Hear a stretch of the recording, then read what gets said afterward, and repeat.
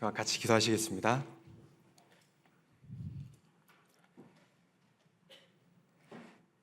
하나님 감사합니다. 저희를 구원하여 주시고 이 낮은 세상을 살아가는 동안에 영원한 천국의 소망을 주시고 주님의 몸된 교회 안에서 함께 교제하며 복음을 전할 수 있는 크신 은혜를 베풀어 주심에 감사를 드립니다. 하나님을 사랑하고 또 하나님께 사랑을 받는 귀한 성도님들, 오늘 주의 말씀 앞에 함께 또 모였습니다. 이 시간 가운데 성령께서 역사하여 주셔서 저희의 마음을 새롭게 하여 주시고 위로하여 주시고 또 주를 위해 살아갈 수 있는 힘과 용기를 더하여 주시옵소서. 오늘 함께하지 못한 성도님들 어느 곳에 있든지 마음과 생각이 더욱 주님 중심으로, 교회 중심으로 향할 수 있도록 도와주시고 또 다음 시간에는 함께할 수 있도록 은혜를 베풀어 주시옵소서. 병중에 있고 고난 중에 있는 성도님들 주께서 속히 회복시켜 주셔서 다시 한 번 더 하나님을 위해서 힘있게 살아갈 수 있는 기회와 은혜를 베풀어 주시옵소서. 오늘 이 귀한 시간의 시종도 전능하신 하나님의 손길에만 부탁드립니다. 저희를 사랑하시는 예수님 이름으로 기도드렸습니다. 아멘. 요한복음 12장을 보시겠습니다. 요한복음 12장 24절입니다.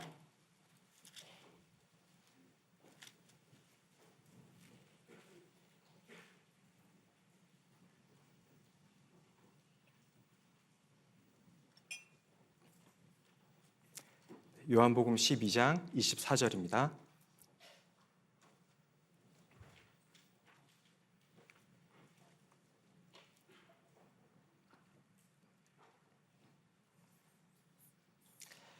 같이 읽겠습니다. 내가 진실로 진실로 너희에게 이르노니 한 알의 밀이 땅에 떨어져 죽지 아니하면 한 알 그대로 있고 죽으면 많은 열매를 맺느니라. 32절도 같이 읽겠습니다. 내가 땅에서 들리면 모든 사람을 내게로 이끌겠노라 하시니.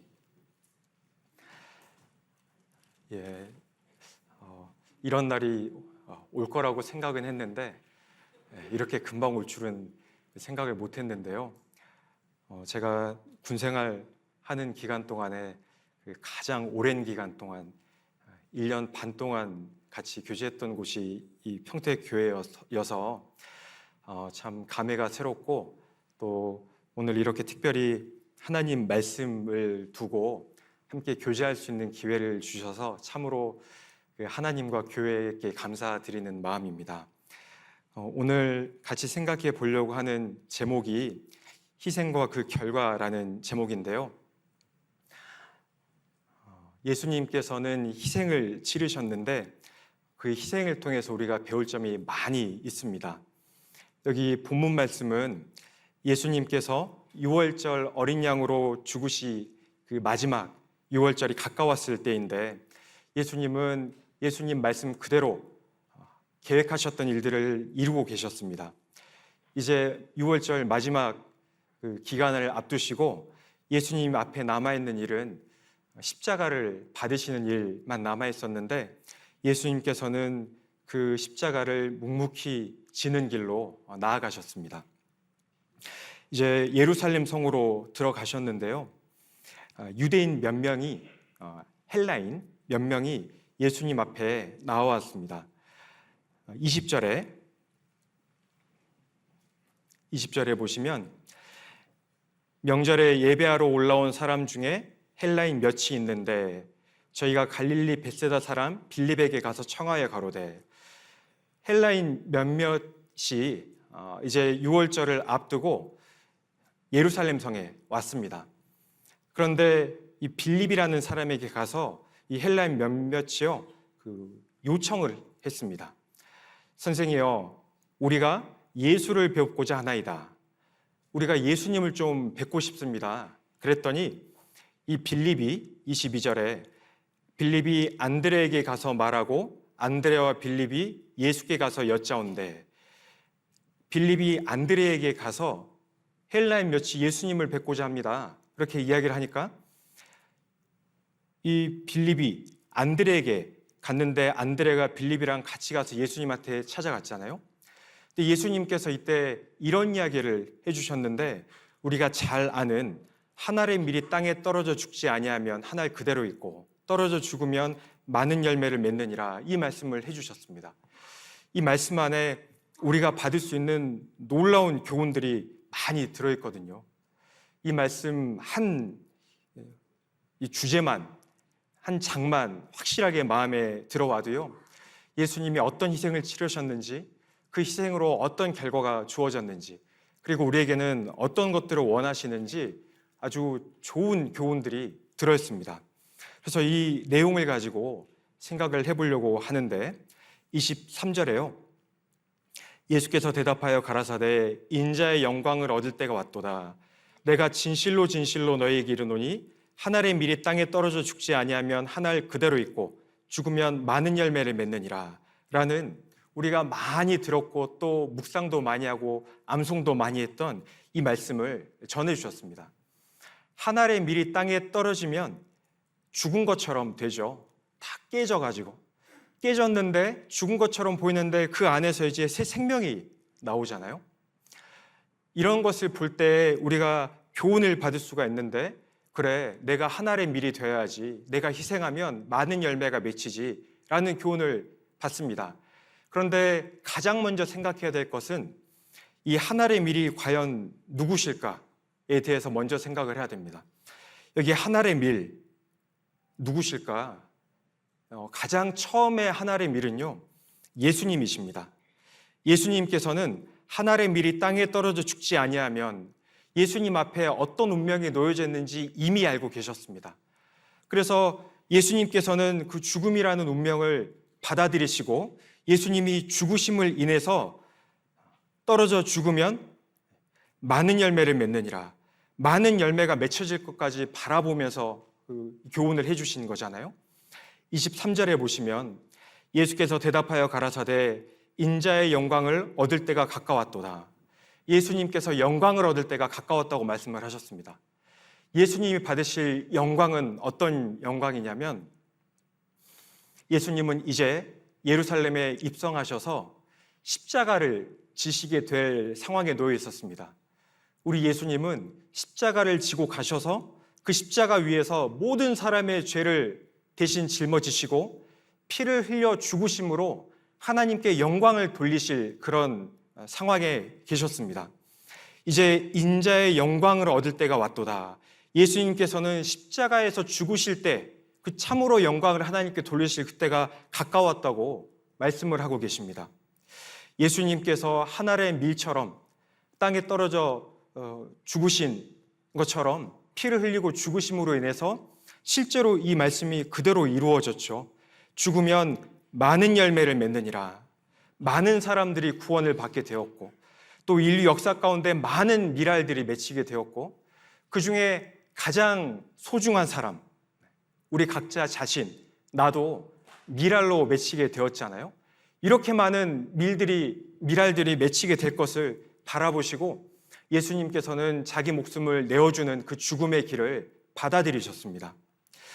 그리고 이제 예수님께서는 우리에게도 이 밀로서 희생하기를 원하시지 않습니까? 예수님께서는 지금 이 십자가를 앞에 두시고 어떤 마음이셨을까 생각해 볼 수가 있습니다. 27절에 지금 내 마음이 민망하니 무슨 말을 하리요? 아버지여 나를 구원하여 이때를 면하게 하여 주옵소서. 그러나 내가 이를 위하여 이때 왔나이다. 예수님은 한 알의 밀처럼 당신 스스로께서 죽으실 것을 미리 교훈하시면서 예수님은 영광 받으실 때 십자가를 앞에 두시고 마음이 민망하시다고 말씀을 하십니다. 지금 내 마음이 민망하니 무슨 말을 하리요?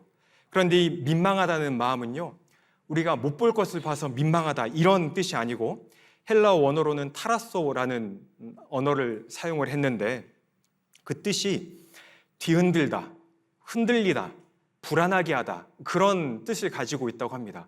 그러니까 여기서의 내 마음이 민망하니, 지금 이런 상황은요, 마음이 흔들리고 혼란하고 뒤흔들리고 요동하는 그런 상태에 있다는 것을 말씀을 하시는 겁니다.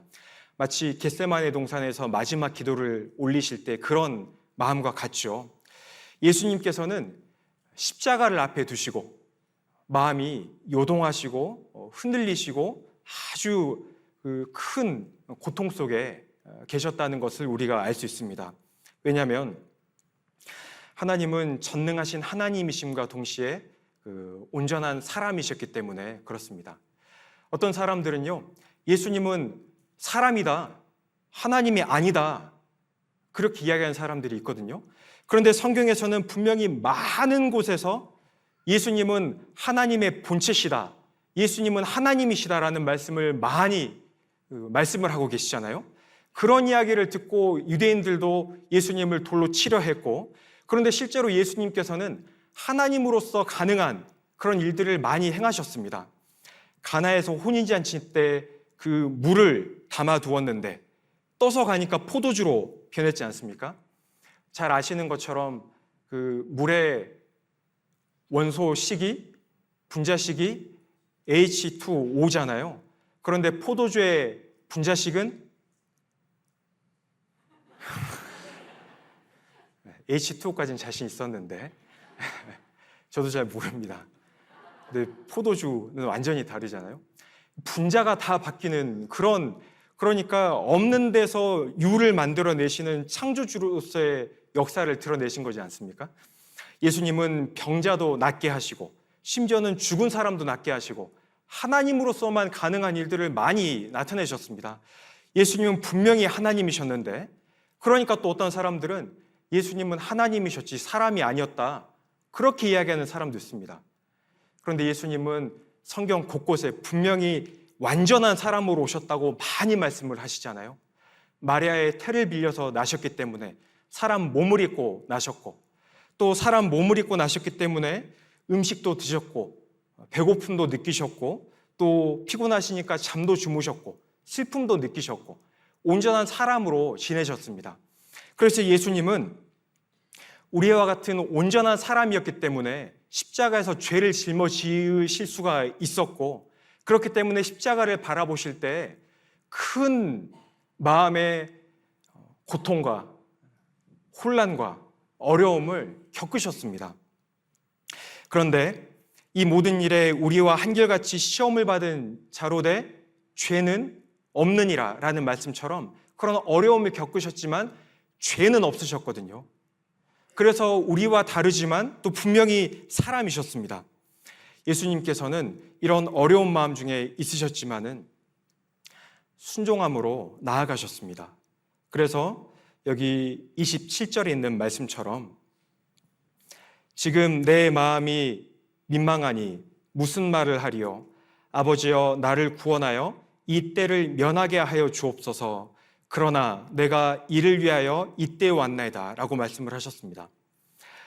여기 이 때를 면하게 하여 주옵소서, 여기 이 때는 언제냐면 예수님 마음이 민망하신 이때입니다. 지금 십자가를 앞에 두시고 하늘의 밀로서 죽으실 것을 앞에 두신 상태에서 마음이 막 요동하고 힘드신 이때를 면하게 하여 주옵소서, 이겨낼 수 있는 힘을 달라고 기도를 하시잖아요. 그러나 내가 이를 위하여 이때에 왔나이다. 하지만 예수님은 왜 오셨는지를 명확하게 기억하고 계셨습니다. 내가 이를 위하여라는 것은 23절에 있는 말씀처럼 인자의 영광을 얻을 때가 왔도다. 한 알의 밀이 땅에 떨어져 죽지 아니하면 이를 위하여. 예수님은 이 땅에 왜 오셨는지 알고 계셨잖아요. 십자가에 달려서 피를 흘림으로 우리 죄를 다 용서해 주실 것을 알고 그 일을 위하여 하나님께서 한 몸을 예비하셨도다 라는 말씀처럼 예수님은 그래서 오셨다는 것을 알고 계셨습니다. 그래서 십자가에 달려서 하나님께 영광을 돌리는 이 때를 위해서, 이를 위하여, 그 일을 위해서 이때에 왔나이다 라고 말씀을 하시고, 그리고 아버지와 아버지 이름을 영광스럽게 하옵소서 하고 순종하심으로 그 자리에 쭉 이렇게 나가신 겁니다. 여기는 본문이니까 표시해 두시고 마태복음 26장을 보시겠습니다. 마태복음 26장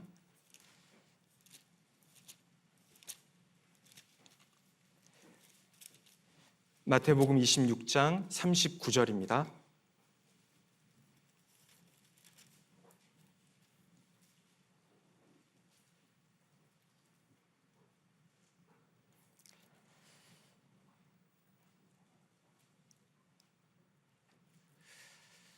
예, 26장 39절 같이 읽겠습니다.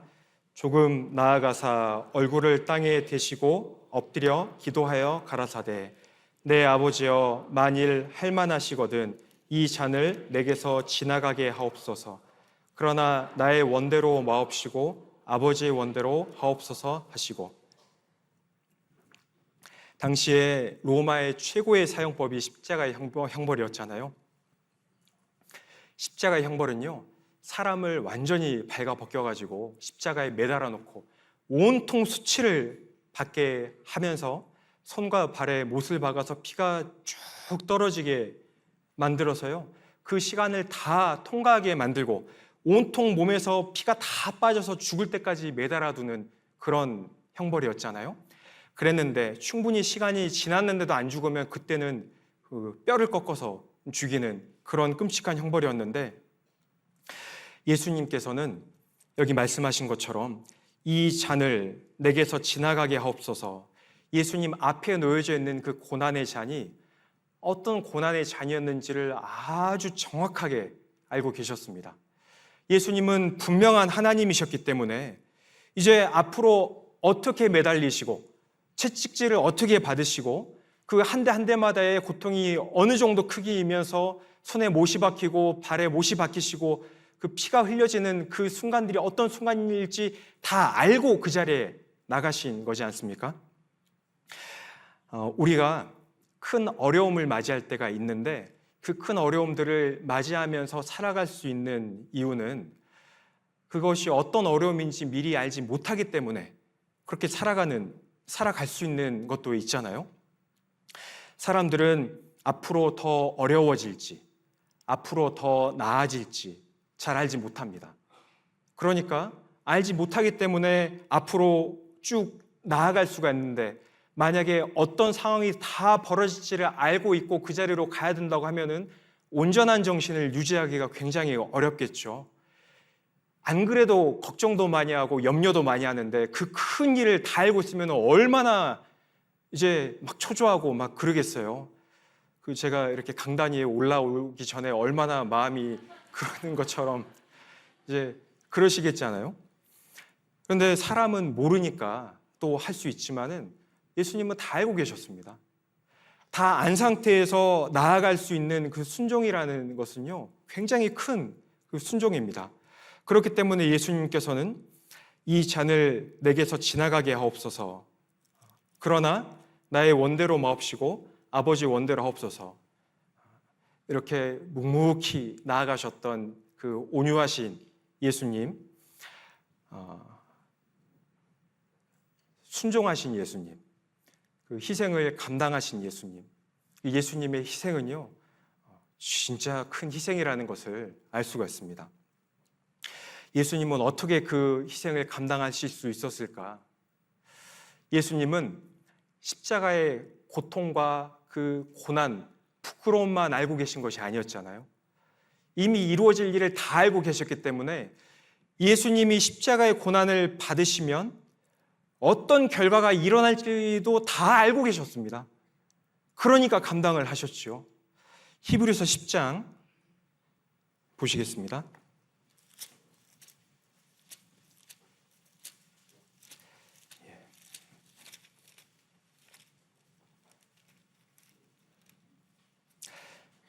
히브리서 12장입니다. 12장 2절입니다.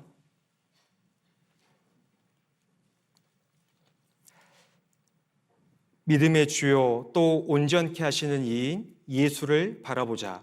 저는 그 앞에 있는 즐거움을 위하여 십자가를 참으사 부끄러움을 개의치 아니하시더니 하나님 보좌 우편에 앉으셨느니라. 예수님께서는 십자가를 참으셨는데, 십자가의 그 부끄러움도 참으셨는데 이미 다 알고 계시니까, 그래서 그 앞에 있는 즐거움을 위하여 십자가를 참으셨다고 말씀을 하셨습니다. 십자가가 뭐가 즐거웠겠습니까? 하나도 즐거운 일이 없는데 그 앞에 있는 즐거움을 다 아시는 거예요. 이 십자가를 견뎌내시고 건너가시면, 한 알의 밀이 땅에 떨어져 죽으면 많은 열매를 맺느니라. 이것을 분명히 아시니까 십자가에서 예수님이 죽으시면 많은 열매가 맺혀질 것을 이미 다 알고 계시니까, 인류 역사 가운데 많은 사람들이 구원을 받고 그 중에 제일 소중한 우리 각자, 우리 나 자신도 구원받을 것을 이미 다 아셨기 때문에 그것이 즐거운 겁니다. 여기 특히 보시면은 부끄러움을 개의치 아니하셨다고 했잖아요. 고통을 개의치 아니하신 것이 아니고 여기 특별히 부끄러움을 개의치 아니하셨다고 말씀을 하셨습니다. 고통이 더 컸을 것 같은데, 우리 같으면. 그런데 예수님은 만왕의 왕이시기 때문에, 왕은요 수치를 견디기가 어려운 겁니다. 그 길에 이렇게 있는, 어렵게 있는 그런 사람들한테, 당장 살아갈 길이 막막한 사람들한테 막 수치와 모욕을 주고 집 한 채 주고 막 돈을 주면요, 그거 별로 수치는 별 생각 없이 그냥 받고, 그 돈 받고 하겠잖아요. 그런데 왕한테 막 모욕을 주고 수치를 준 다음에 큰 재산을 주면 왕은요 안 받고 목을 내밀면서 차라리 나를 쳐라, 그렇게 이야기를 할 겁니다. 예수님은 만왕의 왕이셨는데 사람들한테 부끄러움을 당하셨잖아요. 예수님 편에서는요 그 부끄러움이 큰 부끄러움인 겁니다. 그럼에도 참으신 것은 그 앞에 있는 즐거움을 아시니까. 요한복음 12장으로 돌아가시겠습니다. 요한복음 12장 27절입니다.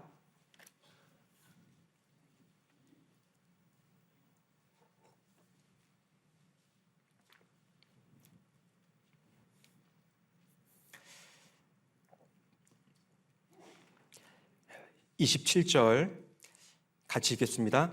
지금 내 마음이 민망하니 무슨 말을 하리요? 아버지여, 나를 구원하여 이 때를 면하게 하여 주옵소서. 그러나 내가 이를 위하여 이 때에 왔나이다. 예수님께서는 지금 내 마음이 민망하니, 십자가를 앞두시고 한 알의 밀로 죽으실 것을 생각하실 때 마음이 민망하셨는데, 그런데 이 때를 면하게 하여 주옵소서, 이겨낼 수 있는 힘을 주시기를 기도를 하시고, 그러나 내가 이를 위하여 이때에 왔나이다 라고 말씀을 하시고 십자가의 길로 묵묵히 순종하는 발을 내디디셨습니다. 여기 내가 이를 위하여 이때에 왔나이다, 이 말씀이요, 우리에게도 필요한 순간들이 많이 있습니다. 신앙생활 중에 희생이 필요한 순간들을 많이 마주하게 되잖아요. 그런데 그 희생할 것을 생각을 해보면 어렵습니다. 신앙생활 중에 때로는 교회를 위해서 희생을 해야 될 때도 있고, 또 교회가 다 같이 희생을 해야 될 때도 있고, 그런데 그것이 하나님의 뜻을 위한 희생인데, 그런 희생이 작은 희생일 때도 있고 또 때로는 큰 희생일 때도 있고, 그리고 생각을 해보면은요, 우리 구원받고 나서 해가는 신앙생활은 온통 다 희생하는 삶이잖아요. 봉사도 많이 하고, 다른 사람을 또 세우기 위해서도 희생을 많이 해야 되고, 전도하기 위해서도 희생을 해야 되고, 지금 하계수양회라는 큰 행사를 치르고 있는데, 평택교회도 이제 곧 차수가 다가오는데요, 또 그 일 가보면 온통 희생하는 일이잖아요. 그 순간이 왔을 때 우리도 내가 이를 위하여 이때에 왔나이다, 이런 말씀을 마음에 새기고 내가 이 희생할 때를 위해서 지금 신앙의 길을 걸어가는구나 하고 내딛어야 되는데, 그런데 희생을 생각을 해보면요 진짜 어렵습니다. 먼저 마음에 드는 것이 피하고 싶다, 내가 안 했으면 좋겠다, 내가 희생 계속 해왔는데 다른 사람이 좀 했으면 좋겠다. 참 희생을 하려면 진짜 어렵습니다. 신앙생활을 많이 하셔도 그렇죠. 그러면 어떻게 하면 희생을 할 수가 있을까? 예수님은 희생을 하셨는데 나에게도 그 길을 걸으라고 하시는데 이게 너무 어려운데 어떻게 하면 나는 희생을 그렇게 할 수 있을까? 희생을 하기 위해서는요, 먼저는 왜 희생을 해야 되는지를 생각을 해야 됩니다. 그 일을 할 때도 이거 하세요. 이거랑 이런 일이 있기 때문에 이렇게 해야 됩니다. 그래서 이거 하세요. 이거는 다르죠. 그 좋은 리더는 하라고만 하는 리더가 아니고 왜 해야 되는지를 설명해주고 지시하는 리더가 좋은 리더잖아요. 그냥 하라고 하면은 하기 싫은 게 사람 생각인데 왜 해야 되는지 당위성을 느끼게 되면 싫지만은 그래도 그래 해야지 그런 마음이 들잖아요. 우리가 왜 희생을 해야 될까? 희생하는 그 이유를 먼저 알아야지 우리도 희생을 할 수가 있습니다. 왜냐하면 12장 26절에 사람이 나를 섬기려면 나를 따르라. 나 있는 곳에 나를 섬기는 자도 거기 있으리니 사람이 나를 섬기면 내 아버지께서 저를 귀히 여기시리라. 왜 우리가 희생을 하냐면요, 우리는 예수님을 섬기기 때문에 그렇습니다. 사람이 나를 섬기려면 나를 따르라. 나 있는 곳에 나를 섬기는 자도 거기 있으리니. 사람이 나를 섬기려면 우리는 희생하기를 어떤 사람을 위해서 희생하는 것이 아니고 우리는 예수님을 위해서 희생을 합니다. 그러니까 희생을 하는 거죠. 사람이 나를 섬기려면 나를 따르라. 우리는 예수님을 섬기면서 살아갑니다. 나를 위해서 십자가에서 피를 흘려주시는 그 예수님, 나를 사랑하시는 예수님, 그 예수님을 생각할 때 나를 섬겨주신 예수님을 생각하면요, 나도 섬겨드려야지, 그런 마음이 들잖아요. 그래서 예수님을 섬기는 삶을 살아가는데 예수님 섬기는 삶이 나를 따르라, 예수님을 따르는 삶이잖아요. 그런데 누구든지 나를 따르려거든 자기 십자가를 지고 따를 것이니라 라고 예수님 말씀하셨잖아요. 그래서 우리가 각자 자기 십자가를 지고 예수님을 따르며 예수님을 섬기며 살아가는 겁니다. 예수님은 종의 모습으로 오셔서 병들고 가난한 사람들을 도와주셨습니다. 우리 요양병원 같은데 이런 다른 병원 같은데 이렇게 신방 갈 때 옆에 환자들 많이 보잖아요. 그런데 환자들이 이렇게 막 몸에서 고름이 나고 막 이렇게 흘리고 있고 냄새가 나고 그러면 가까이 가기가 쉽지가 않죠. 그런데 예수님께서는요, 그런 병든 사람들 주저하지 않고 먼저 가셔서 먼저 만져주시고 낫게 해주셨잖아요. 예수님은 이 땅에 계실 때 섬기는 삶을 사셨습니다. 연약한 사람들을 도와주시고 섬겨주시고, 그리고 예수님은 자기 제자들도 섬겨주셨고 먼저 허리에 띠를 띠시고 섬겨주셨잖아요. 그리고 피를 흘려서 죽어주시기까지 섬겨주시고 나를 또 섬겨주셨는데, 그리고 이제는 예수님을 섬기라고 요구를 하시는데 우리도 그런 예수님을 섬길 것을 마음에 정해야 됩니다. 예전에 이스라엘 사람들이 하나님을 섬길까, 하나님 섬기지 말까, 우상을 섬길까, 나를 섬길까 마음에 막 갈팡질팡하던 그런 때가 사사시대에 있었습니다. 그때 여호수아가 뭐라고 했죠? 너희 섬길 자를 오늘날 택하라 그랬잖아요. 나와 내 집은 여호와를 섬기겠노라 그랬잖아요. 오늘날 택하라. 그러니까 우리도요, 마음에 정해야 됩니다. 그래, 나는 이제는 예수님을 섬기면서 살아야 되겠다. 마음의 각오를 다져야 됩니다. 내가 예수님 섬겨야지. 예수님 섬길 마음의 각오를 딱 이렇게 하면은요, 이제 흔들리지 않습니다. 예수님 섬기는 삶을 쭉 살아갈 수 있거든요. 그러다 보면 그래, 예수님이 내 옆에 있는 형제자매님들도 섬겨주셨는데, 그들을 보통 섬긴 게 아니라 피까지 흘려가며 섬겨주셨는데, 예수님이 섬기신 그 형제자매님들을 나도 섬겨야지. 왜냐하면 예수님이 저들을 섬기셨으니까. 그래, 이번에 하계 수양회 때 내가 전도를 하는데 내가 전도를 하려면 그들을 섬겨야 되잖아요. 왜 섬깁니까? 예수님이 그들을 위해서도 피를 다 흘려놓으신 겁니다. 우리가 사랑하는 예수님께서 그들도 먼저 다 섬기셨어요. 이제 그들이 그것을 받아들이기만 하면, 믿기만 하면 천국 갈 수 있으니까, 그래, 예수님이 저들을 섬기셨는데 나도 예수님 섬기는 마음으로 저들을 섬겨야 되겠다. 저들에게 예수님의 사랑을 전해줘야 되겠다. 그게 그들의 영혼을 섬기는 일이니까. 마태복음 16장 24절입니다.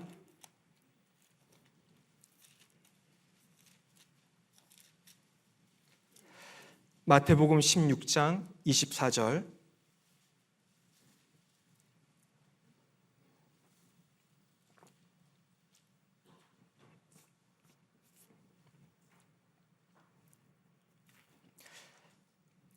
같이 읽겠습니다. 이에 예수께서 제자들에게 이르시되 아무든지 나를 따라오려거든 자기를 부인하고 자기 십자가를 지고 나를 좇을 것이니라. 그래서 우리는 누구든지 나를 섬기려거든, 나를 따르라 하신 말씀처럼 나를 따라오려거든 예수님을 섬기기 위해서 자기를 부인하고 자기 십자가를 지고 나를 좇을 것이니라 라는 말씀처럼, 그래서 우리는 우리 각자의 십자가를 지고 예수님을 따르고 있습니다. 누구나 다 각자에게 주어진 십자가가 있습니다. 우리 교회에게 주어진 십자가도 있고, 우리 구역에게 주어진 십자가도 있고, 우리가 교회적인 차원에서 희생을 해야 될 때도 있는데, 그런데 아무에게도 맡길 수 없는 나만 쥐어야 되는 그런 십자가도 있거든요. 하나님 일을 위해서 내 육신적인 그런 마음을 희생하는 것, 내가 세상에서 즐기고 싶은 마음을 제어하는 것, 그것도 희생이죠. 희생이라고 할 때요, 큰 것만 희생이 아닙니다. 우리 신앙생활 중에 작은 것들, 그런 것들도 얼마든지 희생이고, 그런 것들도 예수님을 섬기는 일이고, 그런 것들도 하나님이 다 하시고 다 받으십니다. 나의 시간을 예수님께 드리는 것, 그것도 희생이죠. 나의 노력을 예수님께 드리는 것, 그것도 희생입니다. 모임이 있습니다. 봉사가 있습니다. 그래서 모임과 봉사를 위해서 오늘은 좀 쉬고 싶은데, 쉬고 싶은 것을 이기고 나오는 것도 희생이죠. 각자에게 주어진 희생입니다. 그래서 그러면 안 되겠지만은 이 설교 시간에, 이런 말씀 시간에 조시는 분들이 있죠. 조시는 분들이요, 그거 이렇게 옆에서 자꾸 판단하면 안 됩니다. 말씀 시간에 한바탕 졸고 나면요, 누구 마음이 제일 불편할까요? 좋은 사람 마음이 제일 불편해요. 그거 뒤에서 보고 있는 사람들보다도 내가 와서 또 졸았네. 그런데 거기에 대고 왜 졸았어요? 하면 이제 더 불편해지죠. 그리고 오죽하면, 아니 저 형제님 저 자매님은 여기까지 와서도 조네. 그게 아니고 오죽하면 여기까지 와서도 졸겠어요. 집에서 자도 되는데 그 피곤한 몸을 이끌고 이 자리까지 막 힘들게 나와가지고 얼마나 듣고 싶겠어요. 듣고 싶은데 이게 막 못 이기겠으니까 이렇게 조는 거잖아요. 그런 걸 볼 때요, 저 형제님 저 자매님은 여기까지 와서도 조는 걸 보니까 참 어려운 중에 오셨구나. 세상에 진짜 그 피곤한 중에 24시간 근무하고 온 걸 수도 있고, 밤샘 근무하고 온 걸 수도 있고, 우리는 아무것도 모르니까. 그런데 그 피곤하고 어려운 것을 이기고 이 자리에 와서 같이 앉아있는 그것도 희생이죠. 나의 것을 포기하는 거니까. 그리고 때로는 봉사하고 또 앞에 앞서서 일을 하는데 오해를 받고 비방을 받고, 근데 이런 소리 들으려고 이거 하나 싶지만은 그것도 참아내고 계속 일을 해나가는 것도 희생이죠. 내 영광을 구하지 않는 거니까. 고난 속에서도 낙심치 않는 것도 희생이고, 전도 집회를 위해서 헌금하는 것도 희생이고, 봉사하는 것도 희생이고, 지금 우리의 모든 총교회적인 희생이 총동원돼 가지고 하나님께 드려지고 있는 장소가 바로 하계수양회잖아요. 지금도 제가 하계수양회 그 장소에서 왔는데요, 많은 분들이 땀을 흘리고 전도하고 계십니다. 그런 희생을 받으시잖아요. 요한복음 12장 27절을 보시겠습니다. 요한복음 12장 27절.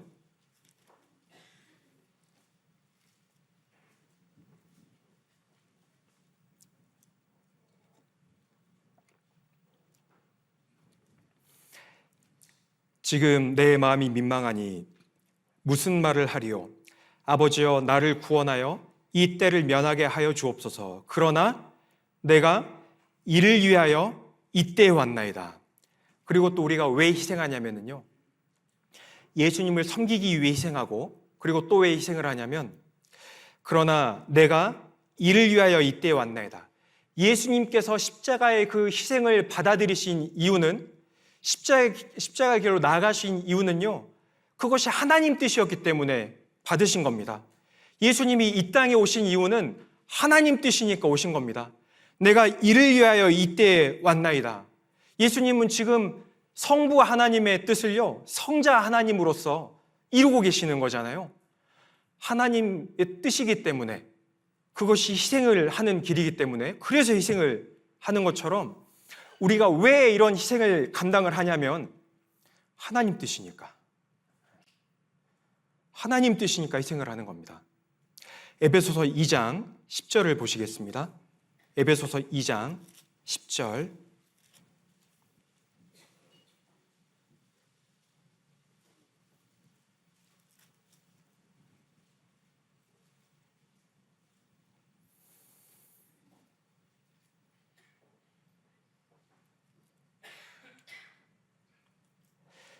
우리는 그의 만드신 바라 그리스도 예수 안에서, 같이 읽겠습니다.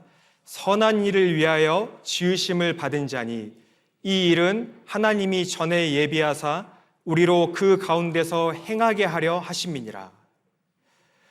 우리는 그의 만드신 바라 그리스도 예수 안에서 선한 일을 위하여 지으심을 받은 자니, 예수님 안에서 선한 일을 위해서 지으심을 받았습니다. 우리가 왜 구원받고 왜 살아가냐면 하나님의 선한 일을 위해서 지으심을 받았고 선한 일을 위해서 살아가는 겁니다. 이거 이 세상 사람들요, 모르는 사람들이 굉장히 많습니다.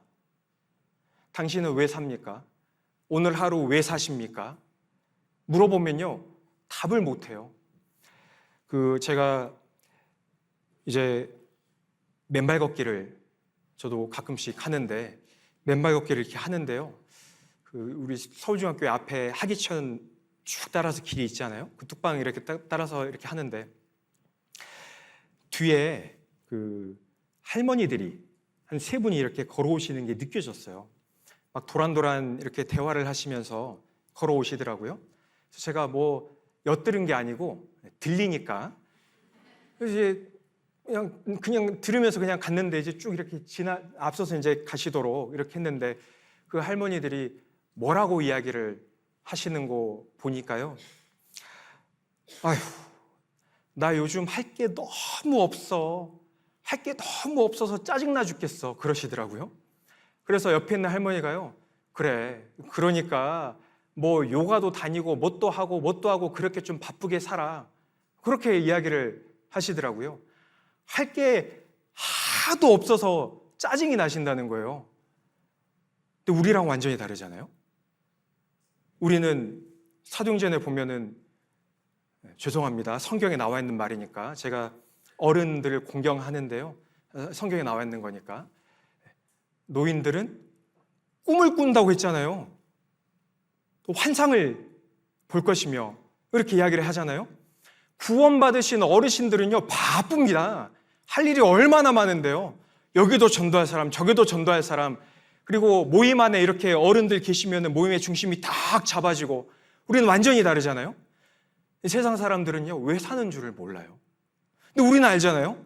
우리는 왜 사냐면 하나님의 선하신 뜻을 위해서 우리가 살아가는 겁니다. 그렇지 않으면 살아갈 이유가 없습니다. 이 세상은 수고와 슬픔밖에 없다고 성경에 말씀을 하시는데 그것이 진리니까 수고와 슬픔밖에 없는 이 세상을 구원받은 그리스도인이 왜 살아야 됩니까? 할 수 있잖아요, 하나님께. 내가 왜 이런 고난을 받으면서 살아야 되고 어려움 중에 살아야 됩니까? 그런데 하나님이 우리를 구원받은 후에 세상에 두신 이유가 있잖아요.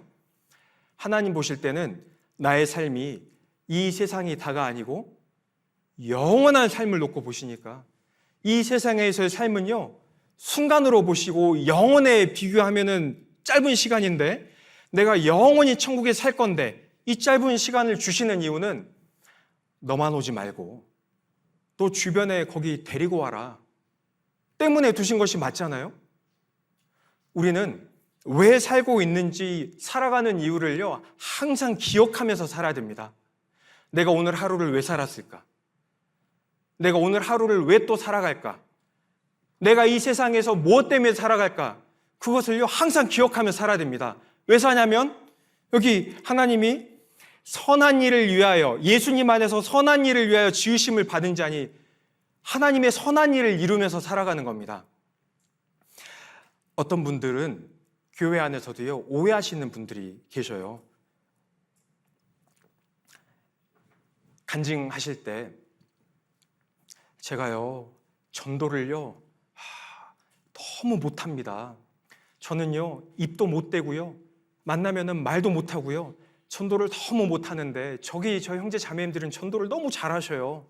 참 저는 왜 이렇게 전도를 못하나 모르겠어요. 그런 간증을 하실 때가 있잖아요. 근데 그럴 때 여쭤보고 싶습니다. 그러면 뭐가 전도입니까?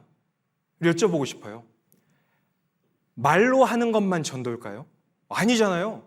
생활은 마음대로 살고 전도 집회 기간만 되면 옆에 사람들한테 교회 갑시다, 말씀 들읍시다. 또 마음대로 살다가 또 전도 집회에 가까워 오면은 말씀 들읍시다, 교회 갑시다. 만날 때마다 그런 이야기만 하면요, 저도 싫을 것 같아요. 당신이나 잘 다니고 당신이나 좀 제대로 사세요, 그러고 싶은데. 그런데 말은 잘 안 하는데 묵묵하게 있는 사람인데 주변의 직장 동료들이나 가족들 중에요, 저 사람은 좀 다르게 살아요. 성실하게 사는 겁니다. 다른 사람 속여먹을 줄도 모르고 착실하게 보이는 데나 안 보이는 데나 한결같고 똑같고, 저 사람은 뭔가 아는 사람 같아요. 그래서 항상 마음속에 의문을 품잖아요. 저 사람은 왜 저렇게 살아가지? 저 사람은 좀 뭔가 제대로 살아가는 것 같으네. 그런데 그 사람이 우연히 식사를 하든지 하게 됐는데 저는요, 하나님을 믿습니다. 그래서 이렇게 살아갑니다. 그런 말을 듣는다고 생각해 보셔요. 그리고 그런 말을 들을 때 이 사람이 평소에 나는 왜 살지? 사람은 왜 태어났지? 사람은 왜 죽지? 이 삶의 의미가 뭐지? 그걸 고민하는 사람이라면, 아무리 찾아도 세상에서 답을 얻지 못하고 있었는데 그런 사람 입에서 하나님에 대한 이야기가 나온다면은 그런 사람이 한번 들어보시겠습니까? 라고 이야기를 하면요, 들어보고 싶지 않아요? 그러니까 전도는요, 입으로만 하는 게 전도가 아니고 생활로 살아가는 게 먼저입니다. 그리고 이제 입을 떼는 것이 당연히 필요하죠. 그래야지 오라고 할 수가 있으니까. 만약에 내가 오늘 하루를 살았습니다. 그런데요, 주변 사람들한테 말씀 듣자고 말을 못했어요. 하지만은 내가 다음에 저 사람 전도해야지, 그런 마음을 가지고 그 사람한테 밥을 한번 샀습니다. 그러면 그 사람 그날 하루 전도하는 삶을 산 겁니까? 전도 안 하고 산 겁니까? 전도하는 삶을 산 거죠. 말은 못했습니다. 그런데 저 사람 나중에 전도하고 싶어가지고 저 사람한테 한 번 더 가서 잘해줬습니다. 그러면 그게 전도한 겁니까? 전도 안 한 겁니까? 전도한 거죠. 하루하루 그렇게 그 사람한테 잘해주고 또 다음날 한 번 더 곱게 말을 걸어주고 인사말을 걸어주고 그렇게 쭉 전도를 해 가다가 때가 됐을 때 지금은 자연스럽겠다. 그럴 때 말을 꺼내면 그것도 전도한 거죠. 그래서 내가 오늘 하루를 왜 살았을까? 그렇게 생각을 해봤을 때 내가 말로는 못 꺼냈지만 나중에 저 사람한테 전도하려고 내가 저 사람한테 오늘 한번 잘해줬구나, 밥을 한번 사줬구나, 음료를 한번 사줬구나, 일을 좀 도와줬구나. 그러면 내가 오늘 하루 너희는 세상의 빛이라 그랬는데 예수님의 하나님의 영광을 아는 빛을 내가 오늘 하루 비췄구나, 전도하는 삶을 살았구나, 그렇게 생각을 하면요, 오늘 하루 잘 살았네, 마음속에 뿌듯한 마음이 들거든요. 힘이 생깁니다. 그렇게 살면은요, 하루하루 그렇게 살고 한 달을 돌이켜보면, 아, 내가 이번 한 달 매일같이 전도하는 삶을 살았구나. 맞잖아요. 그렇게 하루하루 한 달 1년을 그렇게 살면요, 그 사람은 전도하는 삶을 사는 거잖아요. 그렇게 힘을 얻을 수가 있고, 그래서 내가 오늘 하루 왜 살지? 하나님의 선한 일을 위해서 사는구나, 항상 기억해야 됩니다. 그 삶이 희생하는 삶이잖아요. 우리가 왜 희생하는 삶을 사냐면 그게 하나님 뜻이니까. 그렇게 살아가다가 때가 되면 이제 하나님이 작은 희생들이 아니라 큰 희생을 바라실 때가 되면, 그래, 내가 지금 이 큰 희생을 위해서 살아왔지, 지금은 내가 희생을 해야 될 때지, 그럴 때 마음의 결심을 딱 하고 큰 희생을 드리는 거잖아요. 아주 좋은 예가 에스더입니다. 에스더가 자기 민족들이 다 죽게 됐는데 내가 말을 할까 말까 막 고민하는 중에 자기 친척 모르드게가 동족이 다 죽게 됐는데 너 혼자 면할 거라고 생각하지 말라, 네가 왕후의 위를 얻게 된 것이 이때를 위함인지 아닌지 누가 아느냐, 그런 이야기를 들었을 때, 그래, 내가 이때를 위해서 이 자리에 있지, 그리고 죽으면 죽으리다 기도하고 그런 마음으로 나아갔잖아요. 자기 목숨을 희생하는 마음으로 나아간 겁니다. 우리도 신앙생활, 전도하는 생활을 쭉 하다가 이렇게 하계수양회 같은 것이 앞에 딱 있을 때, 그래, 내가 이때를 위해서 1년 동안 그렇게 잘해줬었지, 그래, 내가 이때는 입을 좀 열어야지, 이때는 내가 큰 희생을 드려야지, 말씀 듣는 중에, 교제하는 중에 하나님 뜻이라는 것이 딱 깨달아지면 마음의 각오를 딱 하고 희생을 드리는 겁니다. 하나님 뜻이니까 희생을 하고, 그리고 우리가 희생을 왜 해야 되냐면, 어떻게 해야 되냐면 그 결과를 생각하고 희생을 해야 됩니다. 요한복음 12장 돌아가셔서 32절을 보시겠습니다. 요한복음 12장 32절.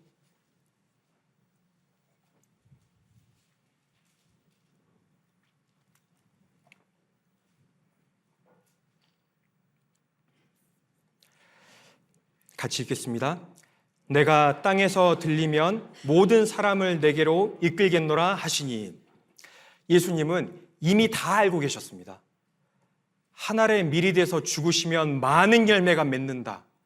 예수님이 십자가 달리시면 많은 열매가 맺고 우리 지금 앉아있는 우리 각 사람들도 구원받는다. 열매가 맺는다.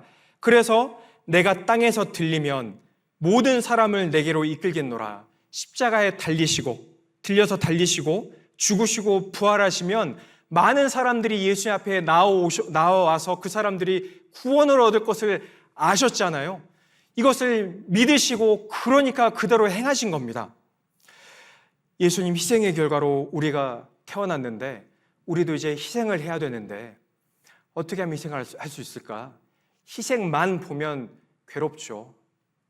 하기 싫어지고 피하고 싶고 다른 사람이 했으면 좋겠고 나 말고 그랬으면 좋겠는데 그 결과를 생각을 해보면 할 수 있잖아요. 우리가 드려지는 이 희생의 결과는요, 생명이 탄생하는 겁니다. 24절에 내가 진실로 진실로 너희에게 이르노니 한 알의 밀이 땅에 떨어져 죽지 아니하면 한 알 그대로 있고 죽으면 많은 열매를 맺느니라. 내가 희생하지 않으면 그냥 나 하나로만 내 신앙만 겨우 붙잡고 그렇게 있는데 내가 죽으면 희생을 하면 많은 열매가 맺히는구나. 이 말씀도요, 믿어야 됩니다. 하나님 말씀을 그냥 옆에 사람이 하는 것처럼 그렇게 생각하면 안 됩니다. 이것이 진리입니다. 실제로 이렇게 됩니다. 하나님은 말씀을 가지고 세상을 창조하셨는데 그 창조주 하나님 옆에 동일하게 창조주로서 역할을 하신 예수님께서 말씀이신 그분께서 하신 이야기니까 이것도 진리거든요. 이대로 됩니다. 많은 열매가 맺힙니다. 우리가 희생하는 것은요, 생명과 연결이 됩니다. 아무리 작은 희생도요, 반드시 생명과 연결이 됩니다. 그러니까 희생을 감수하는 겁니다. 아기가 태어나려면 반드시 어머니의 희생이 필요하잖아요. 그런데 어머니들은요, 그 희생을 다 감수합니다. 당연한 듯이. 감기약도 잘 못 먹어요. 아기한테 해가 갈까 봐. 그 아기 낳기 전에는 막 거울 보면서 막 자기 몸매를 막 보면서 내가 이렇게 날씬하고 예쁘고 그런 생각을 하다가도 아기가 태어나면 그런 게 다 무슨 소용이에요. 막 살이 막 붙고 몸매가 다 망가지고 그래도 개의치 않습니다. 그러다가 진통이 오는데 그 진통도 당연한 것으로 받아들이잖아요. 왜냐하면 생명이 태어날 거니까. 그런데 어머니만 희생하는 게 아니잖아요. 아버지도 희생합니다. 자녀들은요, 알아야 돼요. 아버지들도 희생하거든요. 근데 꼭 어머니 생각하면서 울면서 아버지 생각하고는 안 울고. 근데 그 생명이 태어나는 것을 생각을 하면요, 희생을 할 수가 있잖아요. 우리 옆에 형제 자매님들이 힘들게 하죠. 근데 힘들게 하는 게 그들이 세워지는 길입니다. 그렇지 않으면은요, 계속 나 혼자만 수고해야 돼요. 우리가 임원으로서, 또 임원이 아니더라도 교회 일꾼으로서 앞에서 막 희생해 나가잖아요. 근데 나만 희생하는 것이 그게 하나님 보실 때 바람직한 것이 아니잖아요. 하나님은 교회를 세우시고 세워가시고 교회를 성장시키시고 교회를 통해서 영광을 받으시니까, 그러려면은 나만 앞서서 막 하는 것이 잘하는 게 아니고 옆에 있는 형제자매님들을 같이 데리고 같이 성장해 가는 것이 잘하는 그 길인데, 그 영혼들이 세워지는데요, 그냥 세워질 줄을 아는 게 아니잖아요. 영혼들이 세워지는데도 희생이 필요합니다. 그게 우리가 감당하는 옆에 형제자매님들로부터 받는 그 상처와 어려움들이잖아요. 그 희생이요, 반드시 생명과 연결이 됩니다. 그럴 때 옆에 형제자매님들이 세워지고, 형제자매님들 세워지는 것은 바라는데 항상 나 혼자 임원하고 나만 합니까? 다른 사람도 좀 하지, 다른 사람도 좀 같이 해야죠, 그런 마음을 가지고 있으면서 희생하기는 싫어한다면은 앞뒤가 안 맞는 이야기죠. 내가 희생할 때 세워지니까, 그래야 같이 할 수 있고 힘을 내서 같이 할 수가 있는 거니까. 내 옆에 사람들이 구원받기는 원하는데, 내가 사랑하는 가족들이라고 말은 하면서 그 사람들이 새 생명으로 태어나기는 원하는데 그 사람들을 위해서 희생하기는 싫어한다면은 앞뒤가 안 맞는 말이죠. 그 사람들한테 모진 말 들을 것도 당연히 겪을 희생입니다. 너 그럴 거면 오지도 마, 그런 이야기 들을 것도 감당을 해야죠. 그런데 그 희생이요, 헛된 희생이 아니고 반드시 여기 말씀처럼요, 죽으면 많은 열매를 맺느니라, 이렇게 됩니다. 반드시 됩니다. 이거 성경 사실이니까 믿어야 됩니다. 성경 한 구절만 믿어도 많은 것이 달라집니다. 그러니까 우리가 하계수행 앞두고 그렇게 희생을 하잖아요. 그렇게 희생을 할 때 예수님께서 갚아주십니다. 고린도 후서 9장 8절입니다.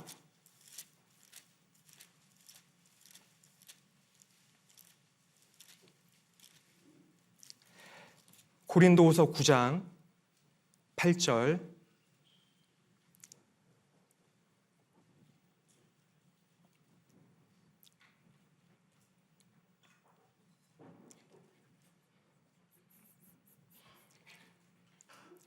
하나님이 능히 모든 은혜를 너희에게 넘치게 하시나니 이는 너희로 모든 일에 항상 모든 것이 넉넉하여 모든 착한 일을 넘치게 하게 하려 하심이라. 기록한 바 저가 흩어 가난한 자들에게 주었으니 그의 의가 영원토록 있느니라 함과 같으니라. 10절 같이 읽겠습니다.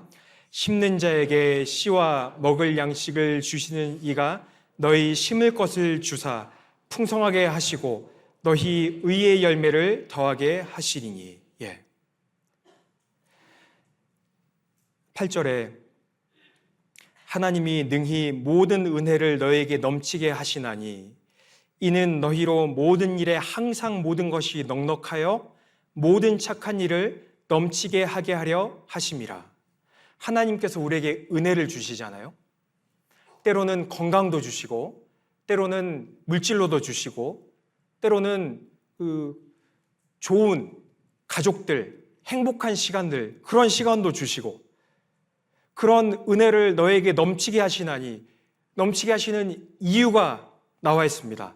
하나님이 나에게 그런 은혜를 주시는 그 이유는 너희로 모든 착한 일을 넘치게 하게 하려 하심이라. 하나님이 그렇게 주시는 이유는요, 우리가 착한 일을, 선한 일을 넘치게 할 수 있도록 베풀어 주시는 겁니다. 희생은요, 육신적인 희생도 희생이고, 시간의 희생도 희생이고, 노력의 희생도 희생인데, 금전적인 희생도 희생이죠. 맞습니다. 그래서 하나님께서 특히 여기에서는요, 그 헌금에 대해서, 금전적인 희생에 대해서 말씀을 하시는데, 때로 나에게 금전적으로 더 풍요롭게 주실 때가 있어요. 그런데 분명히 마음속에 깨달아지거든요. 양심 속에 하나님이 이번에 교회의 이 큰 일을 앞두고 나에게 이렇게 풍족하게 주셨구나, 그 마음에 깨달아질 때가 있습니다. 그런데 그 목적과 다르게 내 개인적인 용도로 써버리고 내 인정을 위해서 그렇게 써버리고 하는 것은 맞지가 않잖아요. 분명히 하나님이 주신 이유는 모든 착한 일을 넘치게 하게 하려 하심이라, 그렇게 말씀을 하셨습니다.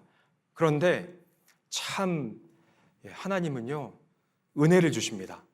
하나님이 넉넉하게 주셨다는 것을 깨닫고 그렇게 착한 일을 넘치게 하면은요, 9절에 있는 말씀처럼 저가 흩어 가난한 자들에게 주었으니 그의 의가 영원토록 있느니라. 제일 가난한 사람은 영혼이 가난한 사람이잖아요. 우리는 항상 영혼의 관점을 보고 생각을 해야 됩니다. 이 세상에서 부자가 진짜 부자가 아니고 영원한 천국의 운명을 소유하지 못한 그 사람의 영혼이 제일 가난한 사람입니다. 천국 지옥까지 봐야 되거든요.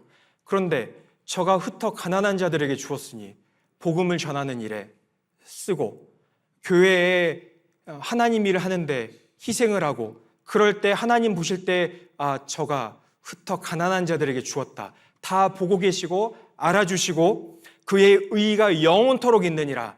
나에게 천국에서의 영원한 영광을 주시면서 10절에 있는 것처럼 심는 자에게 씨와 먹을 양식을 주시는 이가 너희 심을 것을 주사 풍성하게 하시고, 심는 자에게 씨도 주시고, 씨를 심었는데 없어졌는데 씨를 또 주셔요. 또 심을 수 있도록.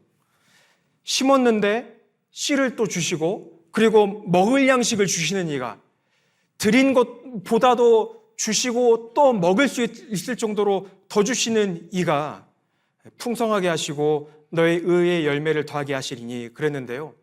무엇을 할 수 있냐면은, 하나님은 우리가 하나님을 위해서 희생을 할 때, 물질적인 희생도 그렇고 내 시간적인 희생도 그렇고 나의 개인적인 그런 즐거움들, 행복한 시간들, 개인적인 그 욕심들, 이런 것들도 희생을 할 때요, 더 주신다는 겁니다. 더 주신대잖아요. 요한복음 12장 보시겠습니다. 요한복음 12장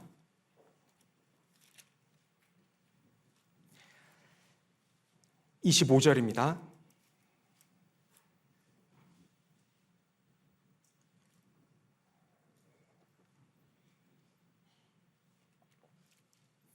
요한복음 12장 25절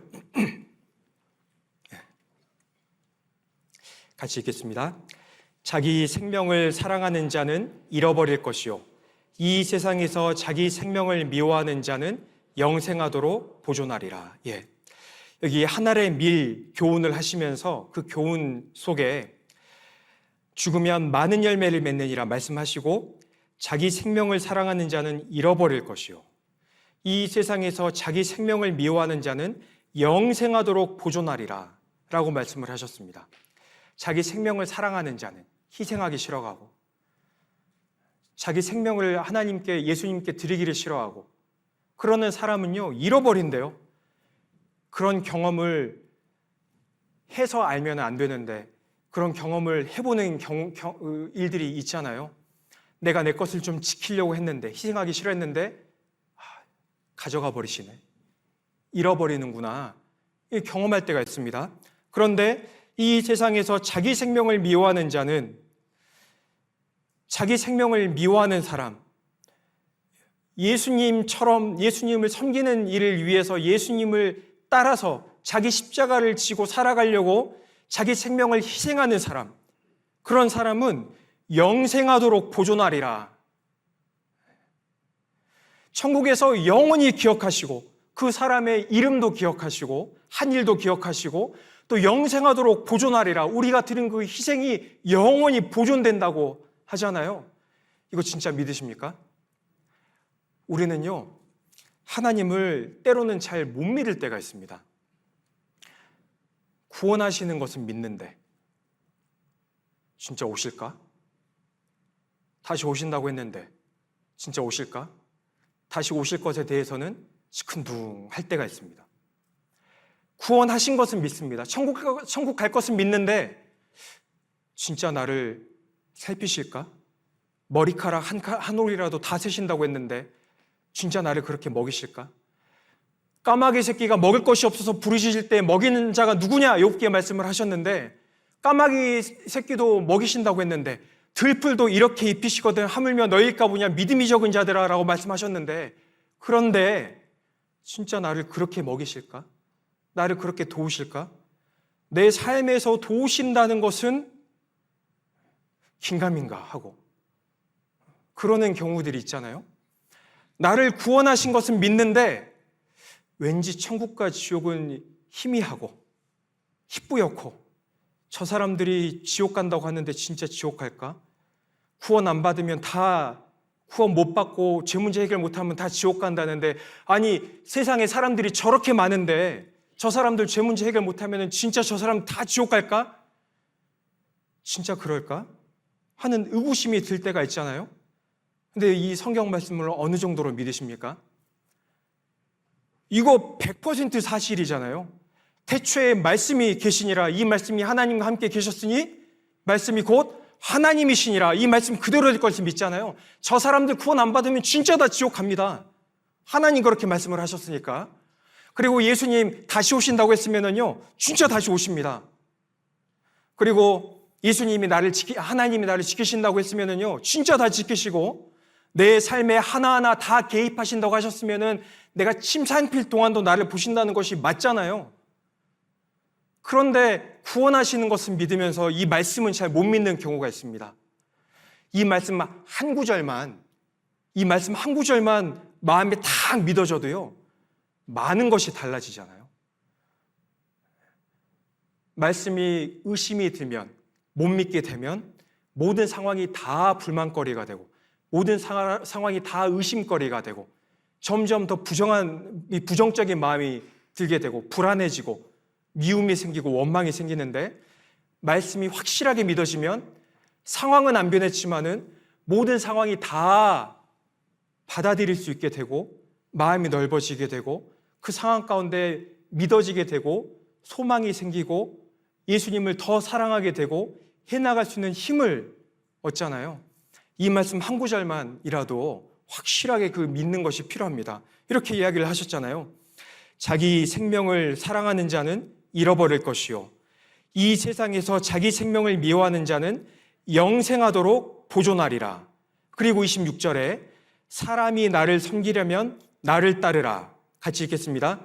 나 있는 곳에 나를 섬기는 자도 거기 있으리니 사람이 나를 섬기면 내 아버지께서 저를 귀히 여기시리라. 나 있는 곳에 나를 섬기는 자도 거기 있으리니, 나 있는 곳에 어디냐면 천국입니다.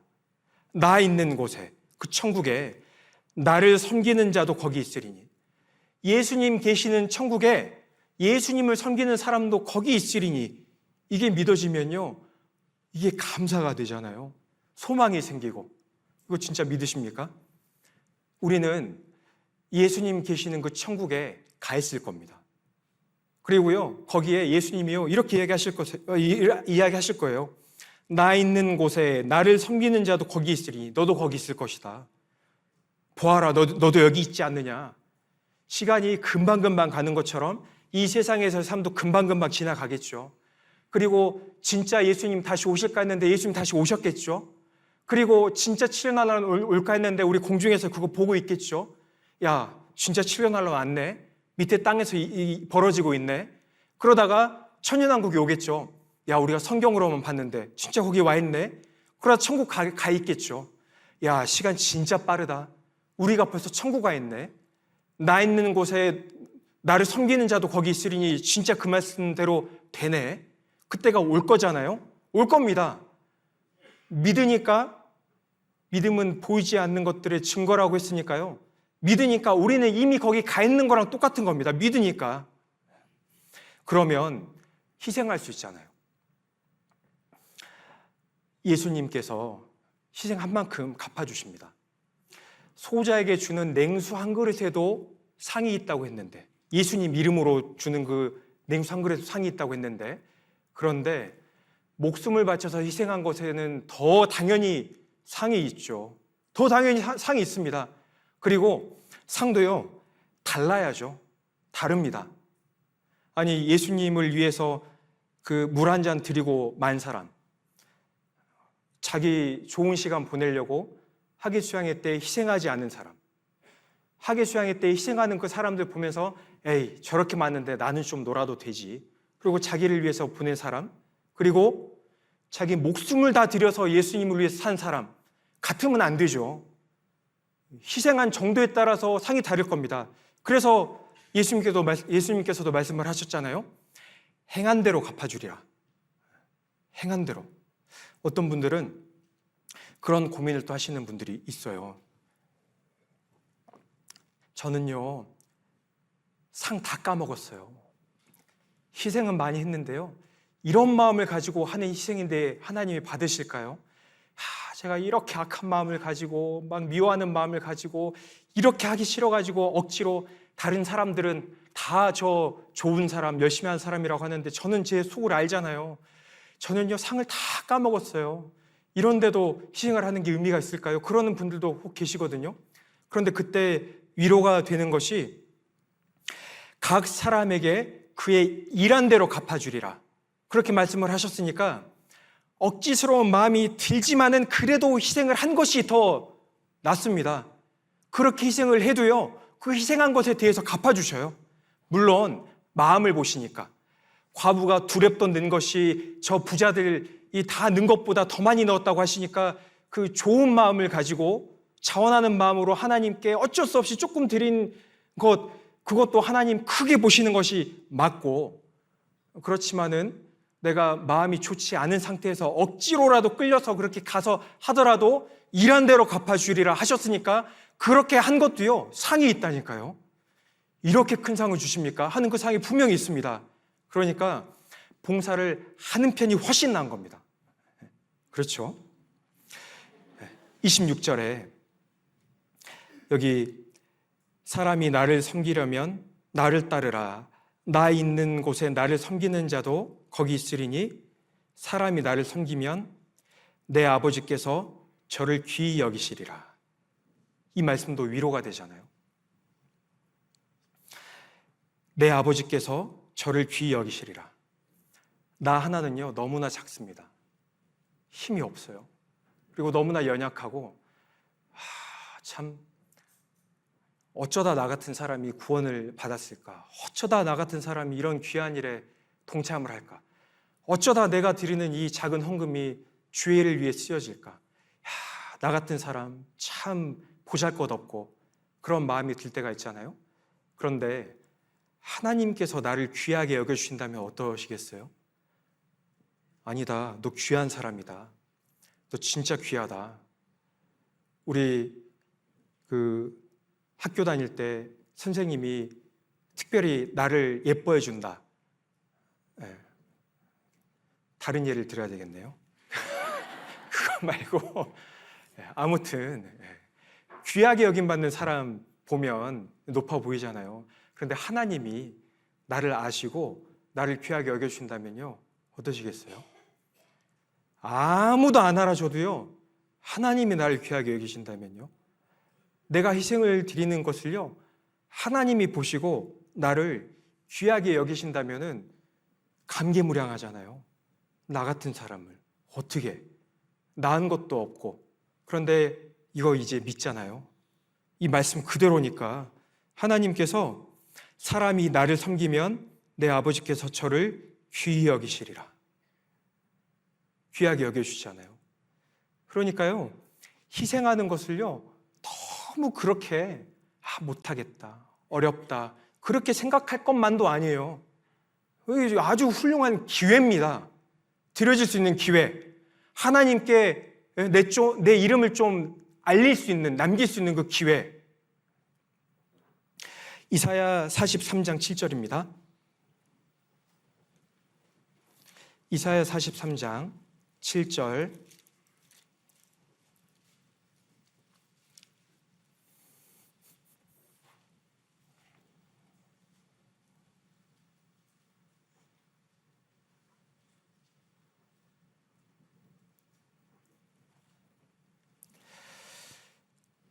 같이 읽겠습니다. 무릇 내 이름으로 일컫는 자 곧 내가 내 영광을 위하여 창조한 자를 오게 하라. 그들을 내가 지었고 만들었느니라. 물론 이 말씀은요, 먼저는 이스라엘 사람들에 대한 말씀입니다. 맞죠? 맞습니다. 그런데 더 확실한 것은 지금은 신약 시대에는 교회에 대한 말씀이 맞잖아요. 또 우리 각 구원받은 우리 각자에 대한 말씀이 맞습니다. 그래서 내 이름으로 일컫는 자 곧 내가 내 영광을 위하여 창조한 자를 오게 하라. 그들을 내가 지었고 만들었느니라. 우리 형제 자매님들 각자 한 분 한 분, 하나님이 왜 구원받게 하시고 왜 이 신앙의 길을 걸어가게 하시냐면, 내가 내 영광을 위하여 창조한 자를 오게 하라. 하나님의 영광을 위해서 우리가 구원을 받았고 하나님의 영광을 위해서 우리가 살아가고 있습니다. 하나님의 영광을 위해서 우리가 희생을 하고 있잖아요. 그래서요, 이제 희생을 할 때 우리에게 필요한 마음가짐이 있습니다. 왜 희생을 해야 되는지, 그리고 희생할 때 주어지는 결과에 대해서 생각을 해봤잖아요. 그러면 희생을 할 때 어떤 마음으로 해야 되는지 그 마음가짐이 있거든요. 이게 중요합니다. 희생을 할 때는 어떤 마음으로 해야 되냐면 하나님의 영광을 위해서 해야 됩니다. 우리가 희생을 드리는 것은 하나님의 영광을 위해서 드리는 겁니다. 어떤 사람을 위해서 영광을 드리는 게 아닙니다. 내가 저 사람의 말에 굴복해가지고 저 사람 지시하는 것처럼 내가 움직이는 것처럼 보이지만, 내가 그 사람의 지시에 이렇게 움직이는 것이 실은요, 지시라고 생각할 것도 아니지만은, 그렇지만 내가 그렇게 움직이는 것은 하나님이 사용하시는 그 교회 안에 하나님이 세우신 질서에 순종하는 거잖아요. 사람에게 순종하는 게 아닙니다. 그러니까 이제 오해를 또 반대로 해서는 안 되죠. 내가 우리 형제자매님들 이렇게 막 이야기하니까 다 하는구나, 막 높아져가지고 그러면 물론 안 됩니다. 그분들이 그렇게 하시는 것은 나를 보고 하시는 것이 아니고 우리 교회 안에 세우신 하나님의 질서를 보고 하나님 보고 따라오시는 거니까 귀한 분들이잖아요. 우리가 희생을 하는 것은 하나님의 영광을 위해서 희생을 하는 겁니다. 그것이 받아들여진다면, 내가 드리는 것을 하나님이 받으신다는 것이 마음에 이렇게 와닿잖아요. 그러면은요, 희생할 수 있어요. 내가 드리는 헌금이요, 하나님 일에 쓰여진다는 것이 마음에 딱 받아들여지잖아요. 그럼 헌금할 수 있습니다. 내가 화장실 청소를 하는데 화장실 청소를 하는 것이 하나님을 위한 희생이다, 이게 받아들여지면은요, 막 두 손 걷고 하게 돼요. 하나님의 영광을 위해서 하는 거니까. 그런데 이제 반대로 나의 영광을 위해서 하는 것이 아니죠. 나의 영광을 위해서 하는 것이 아닙니다. 그런데 하나님의 영광을 위해서 한다고 하면서 나의 영광을 위해서 하는 분들이 혹 계실 수 있습니다. 내가 말이야, 이번에 전도를 몇 명을 했어. 그래서 몇 명이나 구원받았어. 이게 아름답지가 않잖아요. 그렇게 이야기할 것이 아니고, 하나님이 이번에 몇 명이나 구원받는데 나를 써주셨어. 하나님이 나를 그 귀한 일에 써주셨다니까? 감사하잖아. 이런 간증은 아름답잖아요. 하나님이 그 사람들 구원받는데 나를 써주셨다니까 하나님께 영광을 돌리는 거니까 내가 말이야 이번에 어디 교회를 세우는데 내가 세웠어. 내가 헌금을 얼마나 했는데 내가 그 교회를 얼마나 신방을 다녔는데 그 형제자매님들 말이야 옛날에는 그랬는데 내가 다 세운 거야. 아름답지 않죠? 그런데 하나님께서 교회를 세우셨다니까? 그 일에 나를 써주셨어. 나는 참 작은 사람인데 하나님이 그 형제자매님들 옛날에 신앙생활을 잘 못했는데 하나님이 그 사람들을 세우셨다니까? 그런데 그 일에 나를 써주셨어. 얼마나 하나님께 감사해? 이것은 아름답잖아요?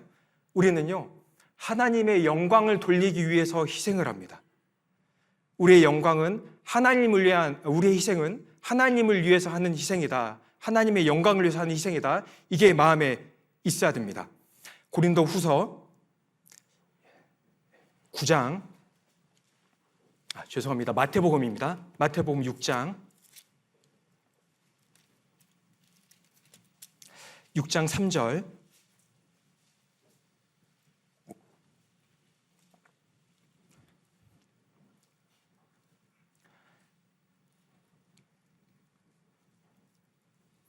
(3절부터 4절) 같이 읽으시겠습니다.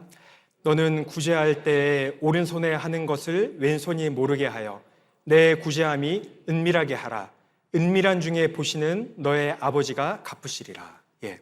그래서 영광을요, 하나님께 돌릴 것을요 항상 고민해야 됩니다. 영광 내가 받는 게 아니고 어떤 일을 할 때에도 내가 드러나지 않도록 하는 것이 훨씬 좋습니다. 사람이 드러나도록 하는 것은요 안 맞습니다. 성경적으로 나는 숨겨지도록, 하나님이 드러나도록, 그리고 나 말고 저기 약한 형제자매님들이 드러나실 수 있도록. 그래서 잘하는 봉사는 다른 사람 모르게 하는 봉사가, 희생은요 다른 사람 모르게 하는 희생이요 제일 아름답고 성경적입니다. 주방에서 막 봉사를 했는데 막 하고 와가지고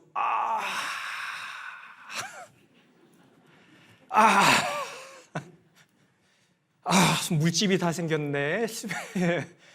이렇게 안 해도 됩니다. 그렇잖아요.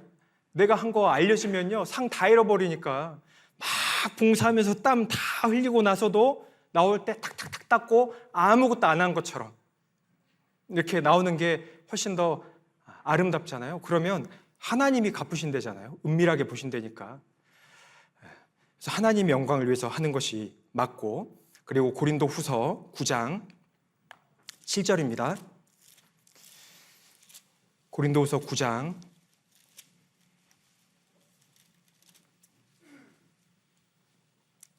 7절.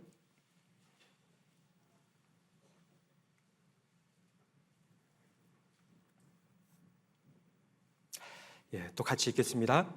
각각 그 마음에 정한 대로 할 것이요 인색함으로나 억지로 하지 말지니 하나님은 즐겨내는 자를 사랑하시느니라. 이 말씀이 그 예루살렘 교회가 큰 어려움에 있었거든요. 그래서 고린도 교회 성도들이 예루살렘 교회를 도울 그 헌금을 미리 준비를 했어요. 그래서 사도 바울이 고린도 교회 성도들에게 그 헌금에 대해서 권면을 하는 내용입니다. 헌금을 할 때 각각 그 마음에 정한 대로 할 것이요 인색함으로나 억지로 하지 말지니 하나님은 즐겨내는 자를 사랑하시느니라. 이런 권면을 해줬습니다. 근데 이것도 사실이고 이것도 진리고 성경 말씀이잖아요. 하나님 말씀인데 하나님은 즐겨내는 자를 사랑하시기 때문에 우리가 하나님께 헌금을 할 때, 그리고 꼭 헌금뿐만이 아니고 그 희생을 할 때에도 동일합니다. 즐겨내는 마음으로, 즐거운 마음으로, 자원하는 마음으로 하는 것이 좋습니다. 그래서 집회를 앞두고 구역에서 헌금 하시잖아요. 집회 헌금. 그럴 때 헌금함을 이렇게 가지고 그 모임에 가시잖아요. 그래서 모임에 이제 가셔가지고 조장님이나 구역장님이나 총무님이나 임원분들이 헌금통 이렇게 딱 이렇게 해가지고 자, 헌금 다 하세요. 이렇게 하면은 안 좋습니다. 헌금은요 강요하는 게 아니고 자원하는 마음으로 하는 거니까. 그런데 헌금 해야 됩니다, 하세요, 이렇게 하는 것 말고 자원하는 마음이 들 수 있도록 그렇게는 권면을 해줄 필요가 있잖아요. 이번에 우리 대집회를 하는데 어느 정도가 필요한데 우리 구역에서 어느 정도를 감당하기로 했습니다. 그런데 자원하는 만큼 해주시면 감사하겠습니다. 하나님께서 도와줄 것을 믿습니다. 그리고 이제 자원하는 마음으로 할 수 있도록 권해드릴 필요는 있잖아요. 왜냐하면 모르는 분들도 있을 수 있으니까 기회를 또 드리는 것이 필요하니까 강요하면 안 됩니다. 봉투 막 돌리면서 이렇게 이번에 얼마에 해야 됩니다. 이런 것은 안 맞잖아요. 자원하는 마음으로. 그래서 헌금뿐만이 아니고 희생을 할 때에도, 봉사를 할 때에도 자원하는 마음으로 해야 됩니다. 다윗이 성전을 건축하고 싶었잖아요. 근데 건축을 못했잖아요. 솔로몬이 건축을 하게 하나님 하셨는데, 그래서 솔로몬과 다윗과 이스라엘 사람들은 성전 건축은 하지 못했지만 성전 건축을 할 수 있는 헌금과 헌물은 즐거운 마음으로 막 기뻐가지고 준비를 해주니까 건축하고도 남을 정도로 이렇게 모였잖아요. 자원하는 마음, 즐거운 마음으로 봉사도 해야 되고 또 희생도 하는 것이 하나님이 즐겨 받으십니다. 그래서 봉사를 할 때에도 이번에 주방 봉사를 해야 되는데 몇 명 해야 되는데 우리 조에서 누가 해주실 수 있을까요? 이 봉사 신청해 주세요 했는데 누가 올릴까? 눈치 보다가 아무도 안 올리면 마지못해서 조장님이 저는요 당연히 이제 하는 거니까 저는 하겠습니다. 이제 다른 임원이 저도 할게요. 그래서 보면은 항상 임원들만 봉사를 하게 되는 경우들이 있잖아요. 그게 아니고 누가 봉사 필요합니다. 그러면은 내가 먼저 이번에 늦었네. 선착순이었는데 이번에 놓쳤네. 다음에는 꼭 제가 할게요. 이렇게 하고 계시잖아요. 자원하는 마음으로 얼마나 아름답겠어요. 내가 이렇게 너무 많이 해가지고 다른 분에게 기회를 좀 넘겨드려야 되겠다. 그런 마음은요, 안 가져도 됩니다. 기회는요, 안 넘겨줘도 돼요. 다 쟁취하는 거니까 내가 하겠다고 하는 그게 맞습니다. 임원직분도 그렇게 구역장 할 사람이 없어요. 그렇게 조장할 사람이 없어요. 그렇게 봉사에 어머니 임원할 사람이 없어요. 그러면은요, 정 없으면 저한테 연락 주세요. 그럼 제가 할게요. 이게 아니고 저한테 기회를 주시니까 감사합니다. 제가 먼저 할게요. 제가 불러만 주시면 하겠습니다. 이제 막 제가 봉사회장 하겠습니다. 제가 구역장 하겠습니다. 이러면 이제 질서에 안 맞으니까 막 하려고 이렇게 하면 또 교만한 모습이 나타날 수 있으니까 그런 것보다도 권함이 왔을 때 감사합니다. 제가 즐거운 마음으로 하겠습니다. 그렇게 할 때 받으시잖아요. 여기 말라기 1장 보시겠습니다. 말라기 1장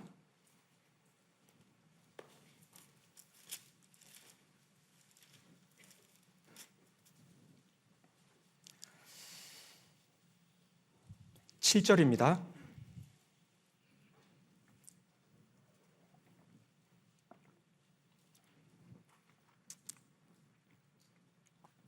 말라기 1장 7절 7절부터 8절까지를 제가 읽겠습니다. 너희가 더러운 떡을 나의 단에 드리고도 말하기를 우리가 어떻게 주를 더럽게 하였나이까 하는도다. 이는 너희가 주의 상은 경멸히 여길 것이라 말함을 인함이니라. 만군의 여호와가 이르노라. 너희가 눈먼 희생으로 드리는 것이 어찌 악하지 아니하며 저는 것, 병든 것으로 드리는 것이 어찌 악하지 아니하냐. 이제 그것을 너희 총독에게 드려보라. 그가 너를 기뻐하겠느냐? 너를 간합하겠느냐? 여기에 8절에 눈먼 희생으로 드리는 것이 어찌 악하지 아니하며, 하나님께서는 눈먼 희생으로 드리는 것을 악하다고 말씀을 하셨습니다. 그런 것은 사람에게도 안 줄 것이다. 그렇게 말씀을 하셨습니다. 사람도 기뻐하지 않을 것을 가지고 마지못해 하나님께 드리는 거예요. 그런 것은 눈먼 희생이라고 말씀을 하시고, 그런 것을 가지고 하나님은 뭐라고 말씀을 하시냐면 7절에 있는 것처럼 너희가 더러운 떡을 나의 단에 드리고도, 더러운 떡이라고 말씀을 하시고, 그리고 7절 뒷부분에 주의 상은 경멸히 여길 것이라 말함을 이남이니라. 그것은 하나님을 경멸히 여기는 거라고 말씀을 하셨습니다. 우리가 하나님께 희생을 드리고 봉사를 드리고 하는 것은요, 하나님께 최선의 것을 드려야 되는 겁니다. 하나님께 드릴 때 사람에게도 안 줄 것. 나 진짜 그 일하기 싫은데 그렇게 사람이 없으면은 그러면 나라도 할게. 이런 마지못해 하는 것. 그거 사람도 그렇게 한다고 하면요, 됐다고 이렇게 그냥 하지 말라고 그렇게 할 거잖아요. 그리고 그렇게 없으면은 내가 그 봉사할게.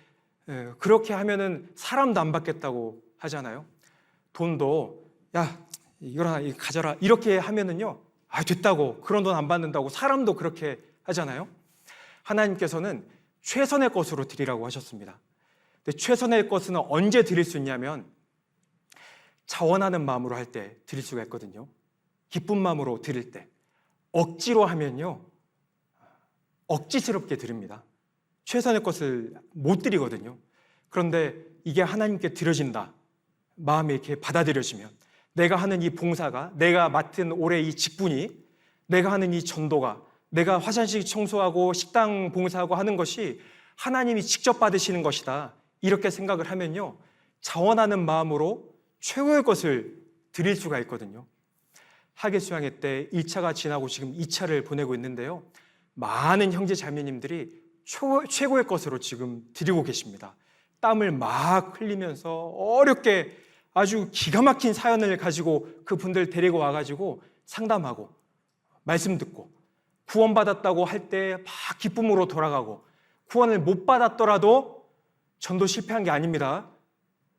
구원 못 받았다고 전도 실패했다고 이야기하는 분들이 간혹 계셔요. 그런데 그게 전도 실패한 게 아니잖아요. 전도를 계속 하고 있는 거죠. 이때 구원 못 받았으니까 다음에 또 듣게 하고 또 전도하고, 전도하는 중에 언젠가는 된다고 하셨으니까 되잖아요. 그래서 구원을 혹 못 받았다 하더라도 여기까지 일하신 것에 대해서 감사하는 마음을 가지고 또 돌아가시고 그렇게 이제 하시는데, 이제 하계수양회를 앞두고 또 우리가 희생을 드리는데요, 최고의 것으로 드려야 됩니다. 자원하는 마음으로 할 때. 그래서 희생을 드릴 때 필요한 그 마음은 하나님의 영광을 위해서 드린다. 그래서 자원하는 마음, 기뻐하는 마음으로 드린다. 최고의 것을 드린다. 그렇게 드릴 때 받으십니다. 오늘 요한복음 12장을 통해서 교훈을 받아 보았는데요, 본문 말씀 같이 읽고 마무리하겠습니다. 요한복음 12장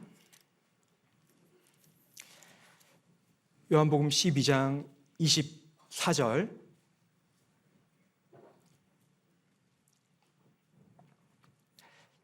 같이 읽겠습니다. 내가 진실로 진실로 너희에게 이르노니 한 알의 밀이 땅에 떨어져 죽지 아니하면 한 알 그대로 있고 죽으면 많은 열매를 맺느니라. 이제 예수님 마지막 유월절을 앞두시고 예루살렘 성에 입성을 하셨습니다. 이제 예수님이 하셔야 될 일, 남아있는 일은요, 십자가를 지는 일만 남아있으셨습니다. 예수님은 이미 다 알고 계셨습니다. 그래서 십자가를 지는 일에 순종하시기 위해서 묵묵히 한 알의 밀로 죽으시기 위해서 그 발걸음을 내디디셨습니다. 그런데 예수님은 십자가에 달리시기 전에 그 희생하는 길에 순종을 하시면서도 이미 다 그 결과까지도 보고 계셨습니다. 이제 떨어져 죽으면 많은 열매를 맺게 될 것이다. 그 앞에 있는 것을 바라보시고 즐겁게 보시고 십자가를 지는 길로 나아가셨습니다. 그리고 이제는 예수님이 우리를 섬겨주신 것처럼 사람이 나를 섬기려면 예수님을 섬기기를 우리에게 원하십니다. 예수님을 섬기는 길, 그 길을 걸어가는 길은 희생의 길인데, 우리 신앙생활이 온통 희생하는 길이지만 그 희생하는 길을 걸을 때 나 있는 곳에 나를 섬기는 자도 거기 있으리니, 26절 말씀처럼 우리도 천국에서 예수님을 다시 만날 것이고 그때 내 아버지께서 저를 귀히 여기시리라. 우리가 흘린 그 희생을 다 보시고 아시고 갚아주시고 귀히 여기시겠다고 말씀을 하셨습니다. 그래서 이 희생하는 길을 같이 걸어갔으면 좋겠습니다. 기도하시겠습니다.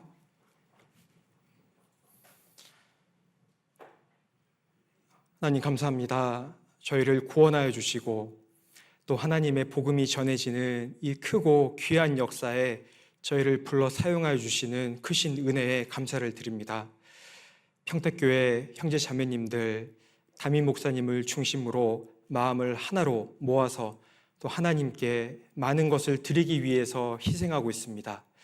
하나님께서 저희 마음을 더욱 하나로 모아주시고 그 희생하는 손길 가운데 능력과 축복을 베풀어 주셔서 행복한 중에 즐겁고 기쁜 중에 감당할 수 있도록 역사하여 주시옵소서. 많은 열매가 맺혀질 수 있도록 도와주시옵소서. 저희를 사랑하시는 예수님 이름으로 기도드렸습니다. 아멘.